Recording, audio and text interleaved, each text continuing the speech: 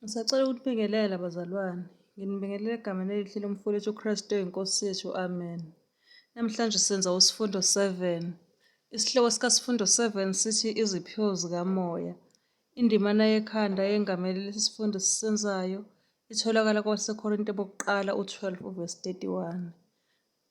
Ngaphambi kokuba siqale isifundo sethu ngisacela siphangise sithole umkhuleko omfishane.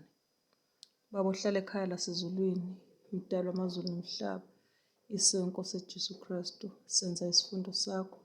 Sicela ukuthi izulu ngomoya oyingcwele kube yilona ezositolekela konke, lisazise njengoba wasifuna.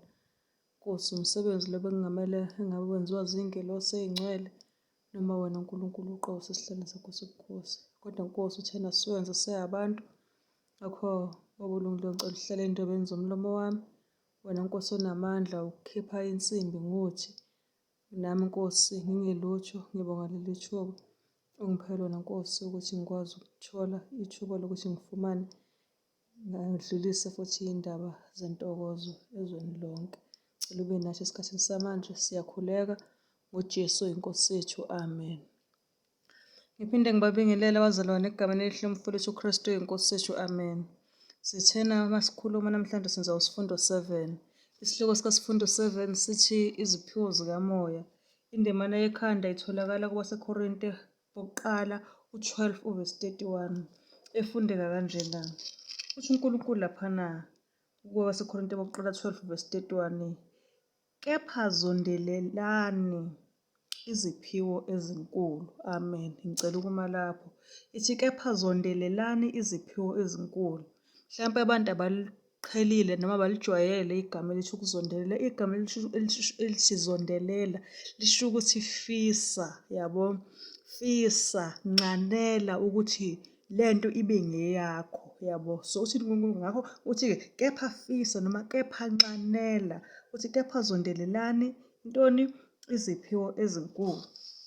Yini inhloso yalesi sifundo? Inhloso yalesi sifundo ukuba sithole ukuthi yini iziphiwo zikamoya oyingcwele nokuthi indawo yazo iyini ebandleni likaNkulunkulu. Baningi abantu baphiwe, kodwa khona iy'phiwo zikamoya oyingcwele. Sizobe sesithola uma siqhubeka naleso sifundo ukuthi yini-ke indawo yazo ebandleni likaNkulunkulu. Ngoba umoya oyingcwele wanikwa ibandla njengomqondisi.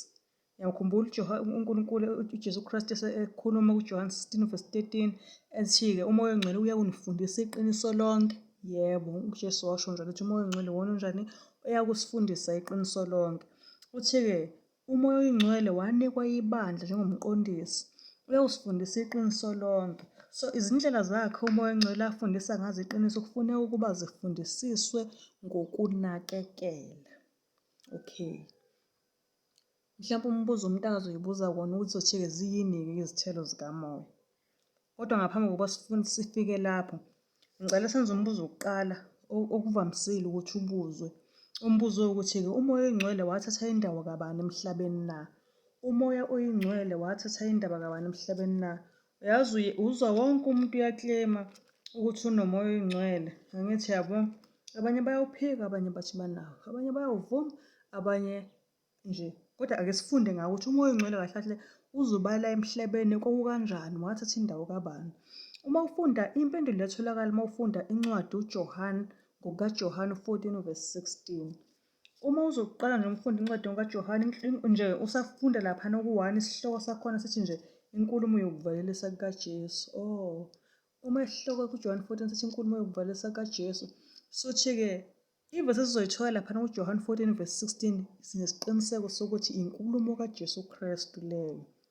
Okay. Umoya oyingcwele wathatha indawo kabani emhlabeni? John 14 verse 16. Uyakhuluma laphana uJesu uthi, ngiyakucela kuBaba aniphe omunye umduduzi ukuba ahlale kini phakade. Amen. Yazi uthi ngiyakucela kuBaba aniphe omunye umduduzi ukuba ahlale kini phakade. Amen. Siyabonga lapho. Sithena inkulumo yokuvalelisa kukaJesu. Kumbuka ukuthi enhliziyweni mayingakhathazeki. Yabo, kholwani kuNkulunkulu. Ezithi ukhaya likababa khona izindlu ey'ningi, ekhuluma nabafundi bakhe sekhuphuka uJesu evalelisa lapha emhlabeni kufuneka ahambe eyekuphi ezulwini. Khona umfundi kaJesu akakhulumayo uFiliphu ethi sicela usikhombise ubaba wakho kuJohn 14 uma usaqala ngasekuqaleni usuyifundela laphana ekhaya. Uyakhuluma uFiliphu uthi, hawu Nkosi, sicela usikhombise ubaba wakho, yabo. Uthi uJesu Kristu, hawu Philip, sengihlale nani isikhathi eside kangaka uthi awumazi ubaba. Nje ubone mina, ubone ubaba, ngoba engikwenzayo akusikhona okwami okukababa. So nansi-ke indaba yaba khona ezulwini. Safunda sithi khona uNkulunkulu munye, khona uNkulunkulu uyise, uJehova, indodana uJesu. Safunda ukuthi khona uNkulunkulu umoya oyingcwele. So ubaba ukuze ezokwazeka lapha emhlabeni kwaphoqa ukuthi wehle uJesu Kristu ezoveza ubaba. Wehla uJesu Kristu wakwenza konke, wakufundisa konke abamthumile khona. Kwase sekushaya isikhathi sokuthi uJesu ahambe akhuphukele ezulwini. Uma esekhuphuka uFiliphu unale ndaba yokuthi Jesu nakho usuyahamba manje, baba sisambona uJesu Kristu, no, ubaba ukimi nami nguye. So ongibone ngikwenza vele yilokhu nobaba okwenzayo. So ungakho uJesu uma esehamba uthi angizonishiya kodwa ngizonishiya nezintandane. Kodwa uthi ngizokucela ukuba baniphe omunye umduduzi, yabo, ukhuluma ngomoya oyingcwele. Uthini uJohn 14:16 uthi-ke, ngiyakucela kubaba aniphe omunye umduduzi wokuba ahlale kini phakade. Amen.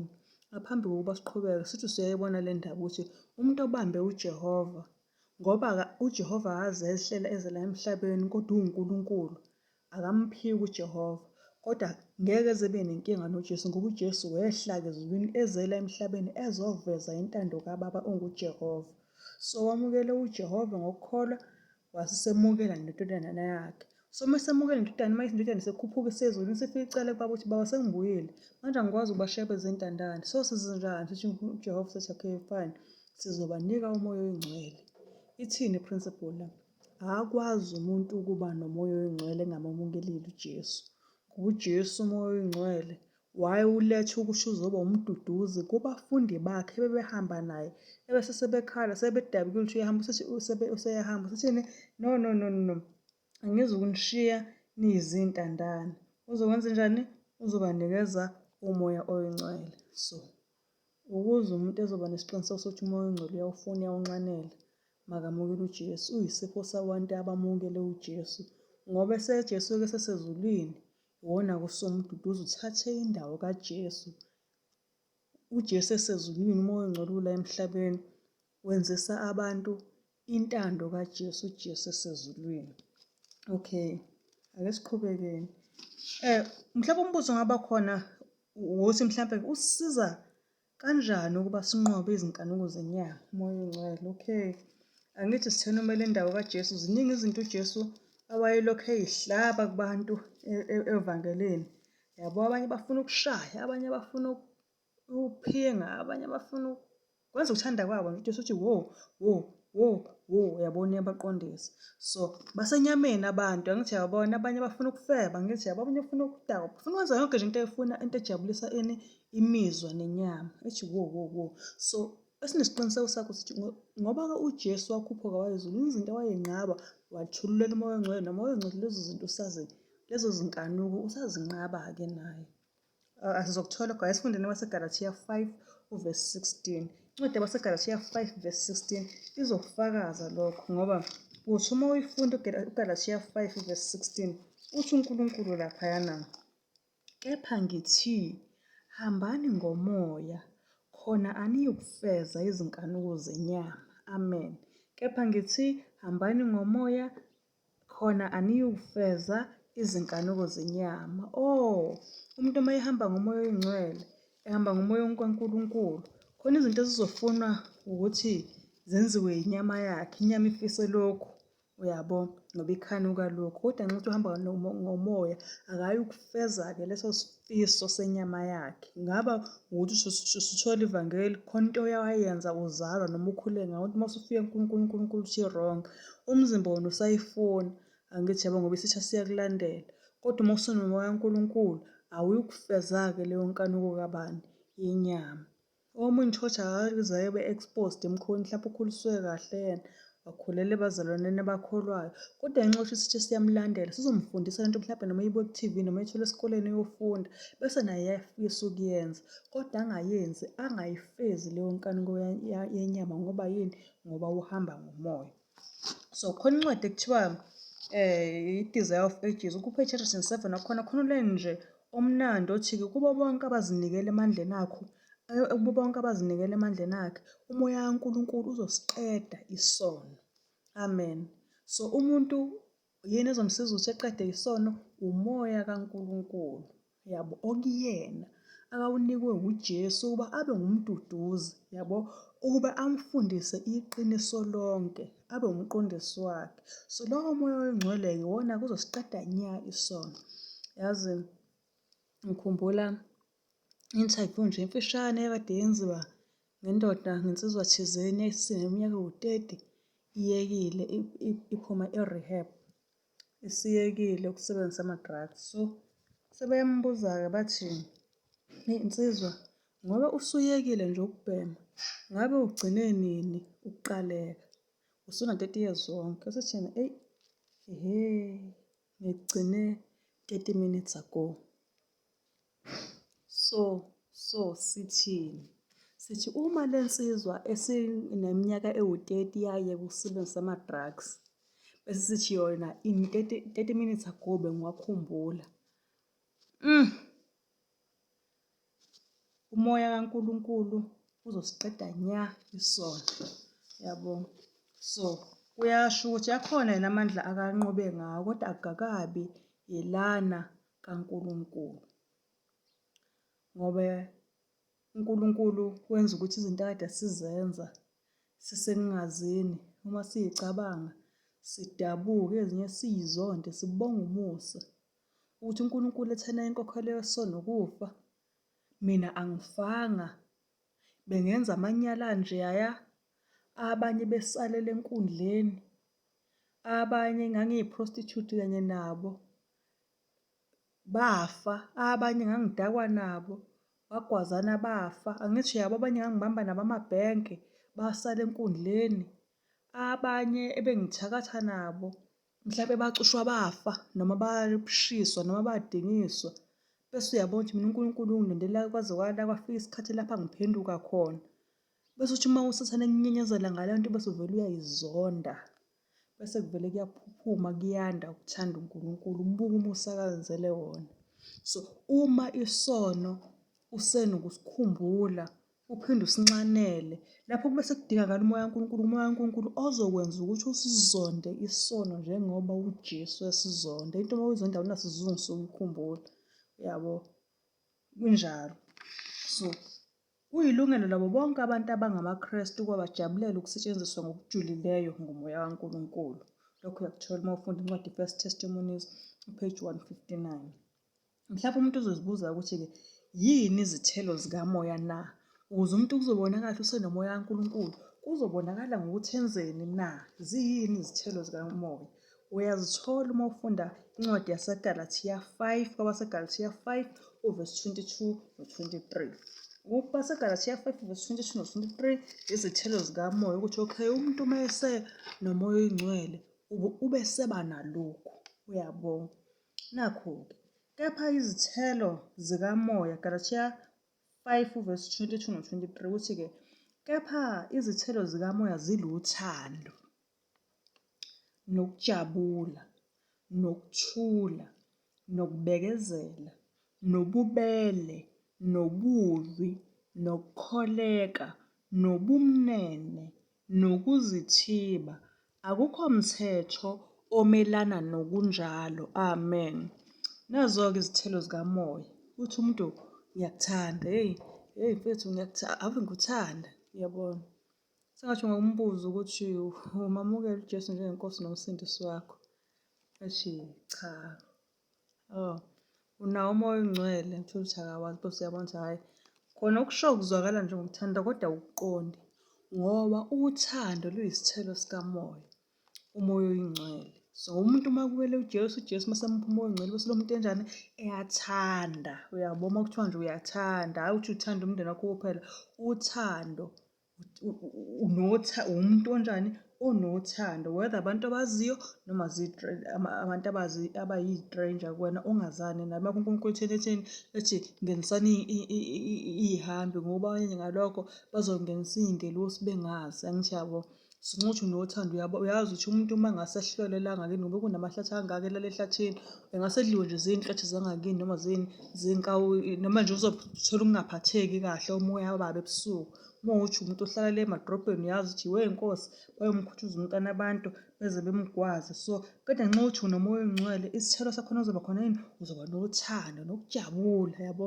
Ziningi izinto esithi uma siyibuka emhlabeni zisiqeda amandla zisi-discourage, kodwa uma uNkulunkulu wazi ukwenza ukuthi ujabule, uzwe izwi laNkulunkulu ethi uNkulunkulu ekhuluma kakhulu mayethi umoya wakho oyingcwele usuke usifundisa iqiniso lonke, bese uyabona nje angifuni uNkulunkulu ngoba uNkulunkulu yini uzongifundisa ngomoya wakhe iqiniso lonke ngoba ngase kwenza ukuthi urawundwe abantu othi uma ubona uyalikhuluma iqiniso kodwa uphambana nalo futhi anakanalo iqiniso, noma wenza iqiniso kodwa ukukhuluma kwakhe kwenye into, noma ubone nje akuhlangani kodwa uNkulunkulu uthini uzongifundisa iqiniso bese uba nokujabula emoyeni wakho. Angithi yabona, uthando, ukujabula nokuthula, ukuba ne-peace, kwenzeka izinto ezikuxova kangaka umoya kodwa nitholakala une-peace. Kuyini lokho? Kuyisithelo sikamoya kaNkulunkulu ngoba izinto ezenzekalayo nje zisisanganisa ingqondo. Ngisho ukuthi uyabuka ku-TV uthola ukuthi nje kubophile isisombululo ugcina ungasithola ngomuntu omunye umzwa ethi mina ngokubona kwami ngithi akwenzeke nje, nomunye mina ngokubona kwami. Kodwa uNkulunkulu usitshela okunesiqiniseko sokuthi uma kwenzeka nje ekugcineni kuzoba nje. Angithi bese uba nani? Nokuthula ukuthi lento engiyenzayo uyoba nokuthula ngoba uyasazi isiphetho sayo.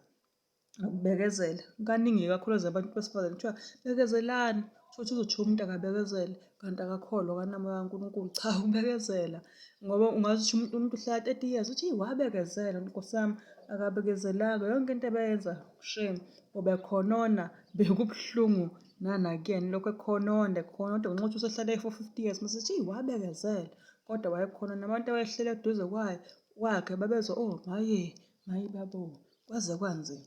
Angithi uyabona into kanjalo, ngiyayisola kodwa siyasho ukuthi ukubekezela isithelo sokuthi lo muntu usanomoya kaNkulunkulu nokuyithiba, uyithibe ekudleni, uyithibe ekubukeni, uyithibe ey'ntweni ezizozizwa, uyithibe ekuphuzeni, uyithiba ngisho nasekukhulumeni ngoba kukhona amagama esiwakhulumile ubone nje ukuba asiwakhulumanga kwakuyophilwa kodwa ngenxa yokuthi sawakhuluma ona iy'nto ey'ningi. So ukuyithiba akuhambi ibanga elide, akusho nje ucansi nokudakwa kuphela, nasekukhulumeni nasekwenzeni uyithibe kusho ukuthi into ungakwazi ukuyenza kodwa ukhetha ukungayenzi, yabo. Ubungayidla into ethile kodwa ukhetha ukungayidli, uyabo, unayo imali yokuyithenga. Angithi yabo, bese kuthiwa zenjani? Wayithiba. So iy'thelo zikamoya kuthiwana kepha izithelo zikamoya ziluthando nokujabula nokuthula nokubekezela nobubele nobuvi nokukholeka nobumnene nokuzithiba. Akukho mthetho ongamelana nokunjalo. So umuntu uma yenza lokhu kuwubufakazi bokuthi akahambi ngemizwa yakhe noma ngokubona kodwa unomoya kaNkulunkulu, umoya oyingcwele. Sithini?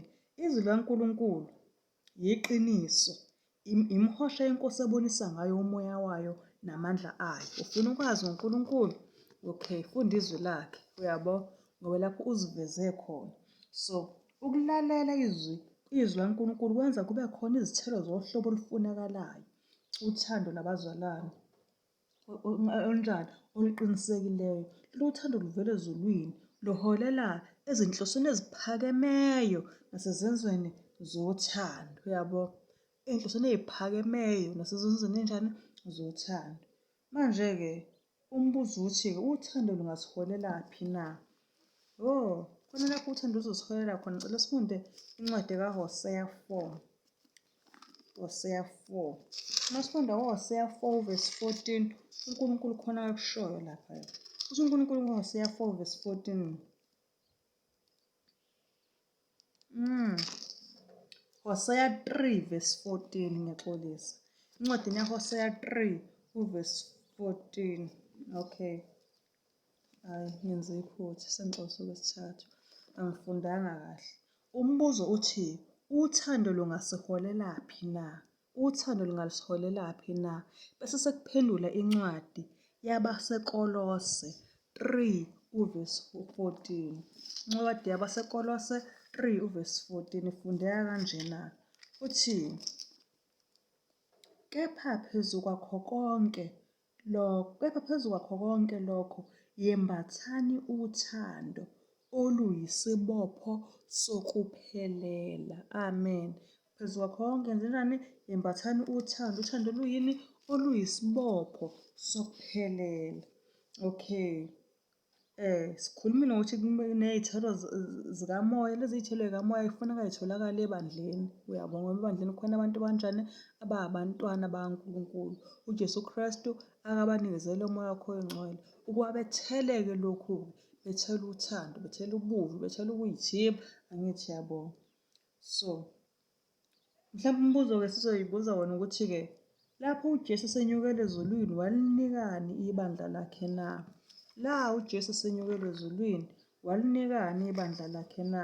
Sizothola uma sifunda incwadi yabaseFesu, Efesu 4 uvesi 8. Usho Efesu 4 vesi 8. Ngalokho uthi, esenyukele phezulu, wathumba abathunjiweyo, wapha abantu izipho. Efesu 4 vesi 8. Amen. Uma uzoqaphela la ukuthi abantu bonke abazange bamukele iziphiwo ezifanayo. Lokhu siyakuthola uma sifunda incwadi Christ Object Lesson page 327. uNkulunkulu echaza laphana ukuthi abantu abazange bamukele iziphiwo ezifanayo, kodwa kubona bonke abantu abayizinceku zeNkosi kwabakhona isiphiwo esithile umuntu athenjiswa sona. Oh, amen. Ngabe umntwana kaNkulunkulu? Awuyiboni kahle uncoma abanye ukuthi ba-powerful, iyakhuluma leya ntombi, yacula leya nsizwa, yabo. uNkulunkulu uyaqinisekisa ukuthi khona isiphiwo esithile umuntu athenjiswe sona. Ngabe umbuzo mhlawumbe uzothi-ke, ngabe kubalulekile yini ukuba sizazi lezi ziphiwo na? Cela sifunde baseKorinte kuqala 12 vesi 1. Ngabe kubalulekile noma lezi ziphiwo kufuneka zaziwe abafundisi noma nje kubalulekile? Ngabe kukhona nokubaluleka ukuthi sizazi lezi ziphiwo na? Cela sifunde incwadi yabaseKorinte kuqala 12 vesi 1. uNkulunkulu uyakhuluma laphana uthi, kepha maqondana neziphiwo zokomoya, angithandi bazalwane ukuba ningabi nakwazi. Amen. Kepha mayelana neziphiwo zikamoya uthi uNkulunkulu akathandi ukuba singabi nalwazi. Futhi kuthiwani? Kubalulekile ukuba sazi ngeziphiwo zikamoya. Ngoba yazini sifuneka siyikhumbule ukuthi isithembiso laphana sakuMateyu 28 vesi 19 vesi 20. Ngiyakhumbula siwufunde ey'fundweni ezadlulileyo ukuthi-ke sibanzi sinjengomyalo oqobolayo. Sinjengomyalo oqobolayo. Lapho uNkulunkulu uthi hambani nenze zizo zonke abafundi. Nathi siyakhumbula. Shaqaphela ukuthi zonke iziphiwo zinikwe umuntu ngamunye okholwayo, ebabela abanye ngabanye njengokuthanda kwakhe. So, kodwa iziphiwo zikamoya zithenjiswe kubona bonke abakholwayo njengezinswelo zabo maqondana nomsebenzi kaNkulunkulu. Isithembiso siqinile, sithembekile. Manje njengokuba sasinjalo ezinsukwini zabaphostoli. Yafunyanwa lokhu uma uthi ufunda incwadi i-Desire of Ages 8:23. Okay. Yiziphi ezinye iziphiwo zikamoya oyingcwele na? Okay. Khona ezinye iziphiwo zikamoya oyingcwele. Ngicela sifunde base-Efesu 4 vesi 11. Sizosithola ezinye iziphiwo zikamoya oyingcwele. Nanti sesiyifundile ezinye kuthiwa kunokuyithiba, kunobuvi, kunokukholeka, kubala nje konke okuhle. Ukuthi umuntu uma engayithibi isayini ukuthi umoya kaNkulunkulu akanawo. Yabo, manje siyabuza khona yiziphi ezinye iziphiwo zikamoya oyingcwele na? Ngicela sifunde abase-Efesu 4 vesi 11. Ngicela sifunde abase-Efesu 4 vesi 11. Ufundeka kanjena uthi, nguyena futhi owanika abanye ukuba babe ngabaphostoli, abanye abaprofethi, abanye abavangeli, abanye abelusi nabafundisi. Amen. Isihloko laphana kwa-Efesu 4 sisho ukwahlukana kweziphiwo zikamoya nobunye bokukholwa. Omoya oyingcwele kaNkulunkulu wawenzenjani? Wapha abanye kuba babe ngini? Ngabaphostoli, ngoba sithola ukuthi khona abanye abaphostoli, abanye abaprofethi. Umprofethi yini? Umuntu okhuluma ngama-events adlule namanje nezayo. Uma kuthiwa prophesize ukhuluma ngezinto ezenza kwi-past, kwi-present, even kwi-future. Angithi yabo. So abanye abavangeli uba isiphiwo sikamoya oyingcwele uba umvangeli. Umvangeli unomuntu uthi umuntu uyihlela ekhaya kahle, uhlela akwazi nanokwazi, uyaye washela noma usensimini laphana, noma uya-ayina, noma omunye uhleli ubuka i-TV, uzwa abantu uqoqoqo sinilethele iy'ndaba ezinhle, iy'ndaba zebhayibheli. Abavangeli labo. Kuyini lokho? Kuyisiphiwo sikamoya oyingcwele. Abanye abelusi.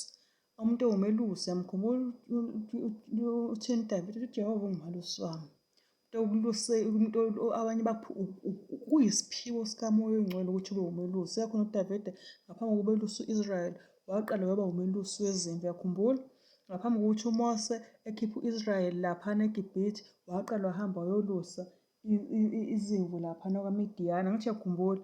NoJesu uzibiza uthini? Uzibiza ukuthi yena uwumelusi omuhle, good shepherd. Yabo. So abelusi badelelekile masibabuka, kodwa uNkulunkulu uveza ukuthi yena uwumalusi. Angithi yabo. So ukuba umalusi kuyisiphiwo sikamoya, ngoba abelusi bamanje-ke abasafani-ke nabakuqala.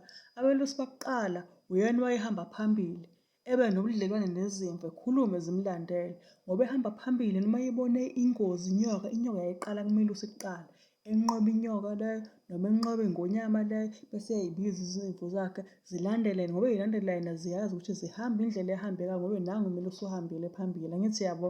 Ube wena obona kuqala amanzi ukuphuza, abona ukuthi okay ahlaza kahle acwebile, ebiza umhlambi wakhe uzophuza lawo manzi. Angithi yabo. So izimvu zazimthemba umelusi. Abelusi baqala kowabelusi abanjalo. Indlela ihanjwa umelusi kuqala bese izimvu zinjani ziyalandela. Hhayi laba belusi bamanje. Thothi uhleli laphana yena ngaphansi kwesihlahla ucofa ifoni. Sekwaba khona namafoni-ke nala emakhaya emkhulu. Cofa ifoni ngahambi iy'nkomo ziyifunela amanzi noma izimvu zisey'gcwile laphana obhukwini. Thothi akusaphumeki, uyena uhola umhlambi phambili. Akabe uhambanga aqala akabonanga nje khona inyoka, ubona ithole selivukela unyawo olungaka lunywe yinyoka. Umelusi wenze njani? Abelusi bamanje baqhuba imfuyo phambili bese bona balandela ngemuva. Bayashaya ngesitshebhu nje. Isitshebhu futhi sebephatha namapayipi-ke njengamanje. Awulazi ipayipi lifike kanjani emakhaya. Angithi yabo. Bese uyabona ukushintsha kwezinto manje. Uma kuthiwa umelusi abantu bengakuboni ukubaluleka komelusi.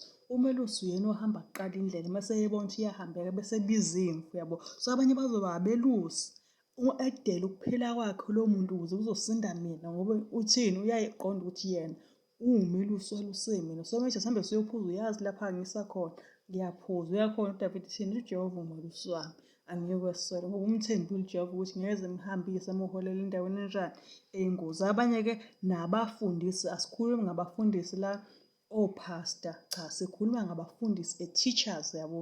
Ukuba umfundisi kuyisiphiwo sikamoya, okukhulumayo kucace kwahlukaniseke njengempumalanga nentshonalanga. Ngalokho kuthiwa ingabo besho ukuthini. Angithi uyakhumbula khathi uJesu efundisa kuthiwa wayefundisa ngendlela ephakeme, njengababhali nabafarisi. Wayefundisa kucace ukuthi angithi yabo.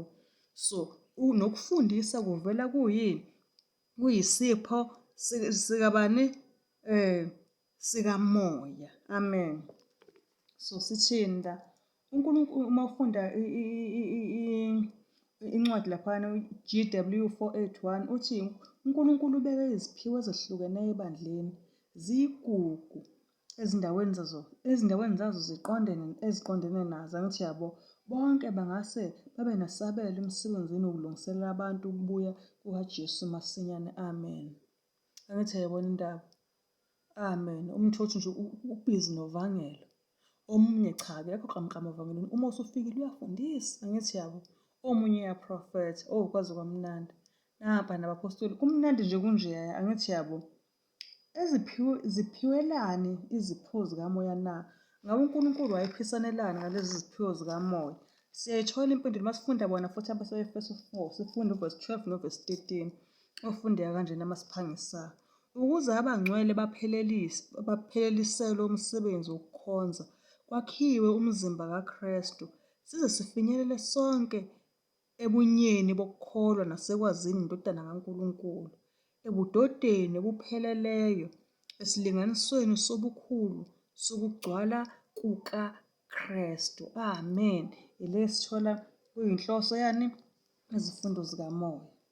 Iziphiwo zikamoya ngiyaxolisa. Zabiwe kanjani lezi ziphiwo zikamoya na? Sesitholile ukuthi khona abaphostoli, khona abaprofethi, khona abafundisi, khona abavangeli. Sesitholile okuningi, kodwa ziningi bo. Cela siphinde sabelane ngezinye. Zitholakala kwabaseKorinte bokuqala 12. Cela sibuyele kwabaseKorinte bokuqala 12. Isifunde nje Nkosi yami, isikhathi sona sisekho ngoba ngisifisa ukuthi uzoyishiye phakathi isifundo ukuthi sidonse isikhathi eside. AbaseKorinte bokuqala 12. Sizofunda uvesi 4 novesi 5. Bese sifunda uvesi 8 kuya kuvesi 11. Lapho-ke sizothola iziphiwo zikamoya. Uyabona. Uthi uvesi 4 uthi kuqala waseKorinte bokuqala 12 uvesi 4 uthi-ke kepha kukhona iziphiwo zomusa ezahlukeneyo, kepha nguye lowo moya. Amen. Iziphiwo zomusa ziningi zahlukene kodwa zivezwa zithola ngabani? Ngawo lowo moya, umoya oyingcwele. Uyabona. Ngokwesihloko sakho laphana kwaseKorinte bokuqala 12 sithi iziphiwo zikamoya ezahlukeneyo nokuphathwa kwazo. Iziphiwo zikamoya, umoya oyingcwele ubapha abantu ukuthi ziphathwa kanjani. So kwaseKorinte bokuqala 12 uvesi 4 uthi-ke kepha kukhona iziphiwo zomusa ezahlukeneyo, kepha nguye lowo moya. Uvesi 5 athi-ke kukhona izinkonzo ezahlukeneyo, kepha yiyo leyo nkosi. Sicela ukuphangisa ngifunda uvesi 8 kuya kuvesi 11. Ufunde kanjena-ke. Ngokuba omunye uphiwa izwi lokuhlakanipha, 1. Kepha omunye ephiwe izwi lokwazi ngaye lowo moya, 2. Uvesi 8 ukhomba ukuthi umoya oyingcwele uyakwazi ukumupha umuntu wenzani izwi lani lokuhlakanipha. Omunye amuphe izwi lani lokwazi. Uvesi 9 athi-ke omunye ukukholwa. Ukukholwa kuyisiphiwo sikamoya oyingcwele. Omunye ukukholwa kuye lowo moya. Omunye iziphiwo zokuphulukisa kuwo lowo moya. Uvesi 9 lo uthi omunye uzokholwa, omunye nje ukwazi nje ukusindisa ukuthi abantu abagula enyameni nampaya usiyabalapha. Abanye bagula emphefumulweni, abaney'nkinga, iy'ngxubakaxaka. Awu, ngumoya kaNkulunkulu sebenjani? Sebeyaphulukiswa. Uvesi 10 ethi-ke omunye ukwenza imisebenzi yamandla. Umoya oyingcwele ukutshela ukuthi iy'nsizwa awukwazi ukuthi ngempela igceke lakini lizokwena noma lapho ohlala khona. Lena ngempela kuze kuqambeke indlela niphambane ney'nyoka ungaliboni nanesela. Inyoka nje ithi uma ihamba ubone ngokulala kotshani uyikhona uyinsizwa.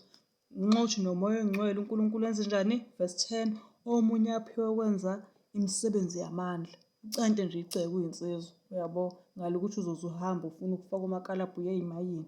Omunye ukuprofetha. Angithi yabona uyaprofetha sithile sasho uzokhuluma indaba ezenziwa oMose ezenzeka njengamanje kuyahlulela ezulwini. Ekhuluma iy'ndaba ezinye ezizazo ukuthi uJesu uyabuya. Angithi uyabona ukuthi uyaprofetha lo muntu. Isiphiwo sesi-6. Angithi uyabona. Omunye ukwahlukanisa omoya. Amen. Kuyisiphiwo ukuthi umuntu uyakhuluma inhle inkulumo yakhe kodwa mase uyabona ukuthi lo akusiwona umoya kaNkulunkulu. Ngoba lokho akushoyo kuphambana noNkulunkulu kubani vesi bani. Angithi uyabona. So khona omunye uphiwe imisebenzi yamandla, omunye ukuprofetha, omunye ukwahlukanisa omoya, omunye ukukhuluma izilimi ngezilimi. Amen. NangumZulu. Njengamanje ukhuluma isiZulu phaqha. Kodwa uthi uma sefikele e-Eastern Cape uma uzokhuluma isiXhosa. Angithi yabo noma uzokhuluma isiNgisi noma uzokhuluma i-Afrikaans. Isiphiwo sikamoya oyingcwele uNkulunkulu uyakwazi ukupha abantwana bakhe lokho. Angithi uyakhumbula khathi iPentecost incwadi yeZazo 2 ukuthi abanye ababehleli kwathi uma umoya oyingcwele usuwehlela kubona. Abanye bathi hayi bo labana kubona abasendaweni ethile. Nakho njengamanje sesibezwe bekhuluma ngolimi lwethu uyabona. Umangala umlungu ezwa umuntu ekhuluma i-English fluently. Angithi yabo kumangala ibhunu lizwa nangu utakhi umuntu omnyama ekhuluma isibhunu ngendlela eyisimangaliso. Uyaprata wenza indaba nje ukuthi zicace zithi bha namabhunu ezizwe kahle. Ngoba yini? Ngoba umoya oyingcwele omunye umpha ukwenza imisebenzi yamandla, omunye ukuprofetha, omunye ukuhlukanisa omoya, omunye ukukhuluma izilimi ngezilimi, omunye ukuhumusha izilimi ukuba utoliye ukuthi ngoba ngikhuluma ngesiZulu nje indaba inje nguyinje. Omunye iqubule le ndaba inje ngoba injalo ayibeke esiNgisini kungashodi lutho engangezi lutho njengoba ngishilo. Isiphiwo sikamoya. Ngitho kepha konke lokho kusetshenzelwa nguye lowo moya munye ebabela yilowo nalowo ngokwakhe njengokuthanda kwakhe. Amen. Moya kaNkulunkulu uyanika omunye uzophiwa nje ukuthi nje bewutolika. Angithi yabo onye kuthiwa hayi akafundisa inkosi yami into uma isikhulunywa yena ekhanya yathi bha. Omunye ayi kumnandi kuyena ukuthi uyavangela ungena imizi ngemizi, omunye uvangela ku-inthanethi, sekwaba khona lo WhatsApp no-Facebook. Angithi uyabo ziningi iziphiwo zikamoya. Omunye nje ukhumushile, omunye nje mase kuyafika laphana omakhelwane baningi ogogo abahlala ngabanye, nayo intokazi sibona ukuthi ugogo uhlela yedwa, isiyafika isiyamsiza isiyamoshela engashongo nokuthi uyacela. Ethi uyakhokha, ingabizi imali yona. Uma ethanda yakhokha, uma ethanda ethi iyakhokha, ibonge ngoba iqonda ukuthi amandla enawo avela kuNkulunkulu. uNkulunkulu uyithungile ukuthi ihambe iyosiza lapho. Ngoba uNkulunkulu umphile omunye ukwenza imisebenzi yani yamandla. Beyeka abantu besifazane ngempela ukuthi ekuqophisane nabantu ukuthi ubani uzoklina, ubani igema labantu lokuklina sibadala sisuka. Angithi uyabona lo ngoba unawo amandla ucela umoya kaNkulunkulu ekukhombisa uNkulunkulu njengamanje kudinga ukukorotshwa, njengamanje fresh engayikho la endlini. Angithi siyabona yini ndaba. Okay, singakafiki lapho. Yisho isiphiwo esibalulekileyo nalezi iy'phiwo zibalulekile kodwa ziya ngey'gaba zazo. Angithi yabona njengoba silokhu sikhosha amavesi laphana nalaphaya. Mhlawumbe umbuzo uzothi-ke yisiphi esinye isibusiso esibalulekileyo kulezi ziphiwo zikamoya na? Uma ufunda kwaseKorinte bokuqala 14, asiyideleli lezi ezinye. Kodwa uma ufunda kwaseKorinte bokuqala 14 uvesi 1 novesi 39, uNkulunkulu uthi-ke jongani uthando. Amen. Akhumbula ukuthi uthando lapha luvele luyisithelo sikamoya. Namanje uNkulunkulu uyasho ukuthi-ke jongani uthando futhi nizondelele iziphiwo zomoya, ikakhulu kuba nibe njani? Niprofethe. Isiphiwo sani sokuprofetha. Kepha jongani uthando futhi nizondelele iziphiwo zomoya, ikakhulu nezinjani? Niprofethe. WaseKorinte bokuqala 14 uvesi 1. U-39 wakhona athi, ngalokho-ke bazalwane bami, zondelelani ukuprofetha, ningakuvimbeli ukukhuluma ngani? Ngezilimi. Amen. Zondelelani ukwenzenjani? Ukuprofetha, ningakuvimbeli ukukhuluma ngey'limi. Okay, uNkulunkulu khona indlela wayekhuluma ngayo nabaprofethi. Wayekhuluma nabo kanjani? Okay, maningi amavesi asho lokho, kodwa ngizocela sibheke ivesi eyodwa ngenxa yesikhathi. Amanye sizowathola esifundweni esilandelayo uma uThixo esiphile ukuphila. Numeri 12 verse 8. uNkulunkulu ukhuluma kanjani ngabaprofethi na? Numeri 12 uvesi 6. Siyabonga ukuthi uNkulunkulu ephinde sihlanganise bafethu. Sesiside isikhathi, uSathane uyashaya akafuni lutho, kodwa uNkulunkulu uyasinqobela njalo njalo. Umbuzo uzothi uNkulunkulu ukhuluma kanjani ngabaprofethi na? Numeri 12 verse 6. Numeri 12 verse 6 ufundeka kanjena-ke. Wayesethi yizwani manje amazwi ami. Uma kukhona umprofethi phakathi kwenu, mina Jehova ngiyazibonakalisa kuye ngombono, ngikhulume kuye ngephupho. Amen. Sisasele vesi ukuphela. uJesu uJehova noma uNkulunkulu uma efuna ukukhuluma uyayibonakalisa abaprofethi ngani? Ngombono noma ngani? Nangephupho. La nje ukwenza nje example nje incwadi eyodwa nje isekugcineni isambulo. Isambulo uJohane umambulo laphana. Uma ufunda uSambulo 1 verse 10 wakhona uthini John? Uthi-ke ngangikumoya ngosuku lwenkosi. Yakhumbula? Ngezwa emva kwami izwi elikhulu kungathi lecilongo. Uqhubeka ufunde. Yabo. Uthi lathi lokho okubonayo kulobe encwadini. Uma kuthiwa lokho okubonayo wayenjani John? Wabona ini? Umbono. Uzothi kuvesi 12 ngaphenduka ukuba ngibone izwi belikhuluma nami. Uthe ngiphenduka ngabona izinti zezibane eziyisikhombisa zegolide nofana nendodana yomuntu ephakathi kwezinto. Angithi yabona uJohane umambule yena wayengaphuphi, wayenzelani into yena?